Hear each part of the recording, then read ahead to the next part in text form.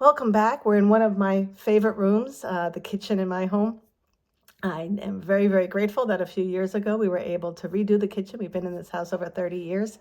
And every morning when I come down, it's nice to be able to see this kitchen. And every day when I am in it, I am very grateful for it.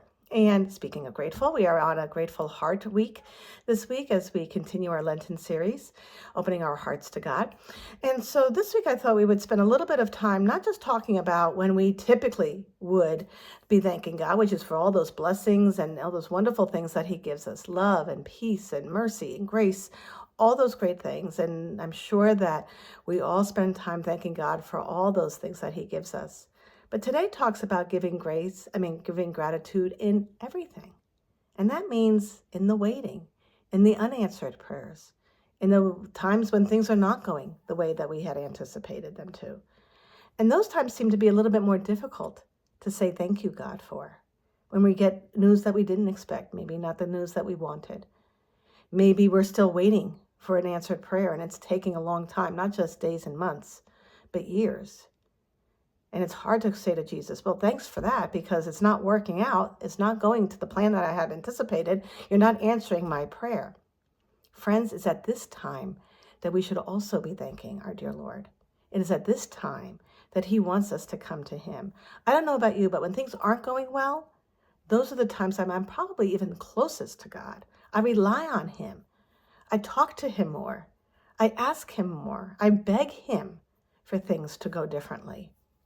And the important thing that I always, when I look back on those times, to remember is, you know what?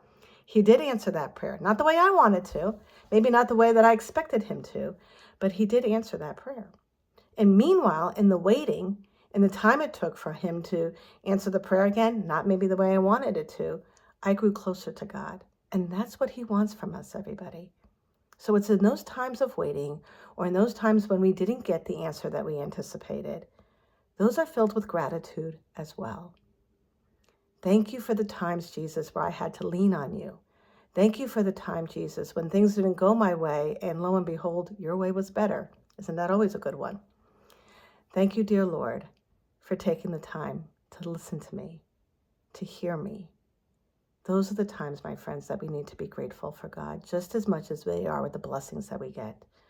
So I ask you and I encourage you, if you're going through tough times, or if you remember some tough times you've been through recently, spend time thanking God for those as well, because it's those levels of gratitude that are important for us to put our hearts in a heart filled with gratitude to God.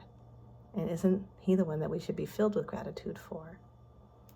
I hope that this has been an inspiration to you to maybe reflect this week ahead and think about times when we should have been more grateful to God. And I look forward to talking to you next week. Have a wonderful week.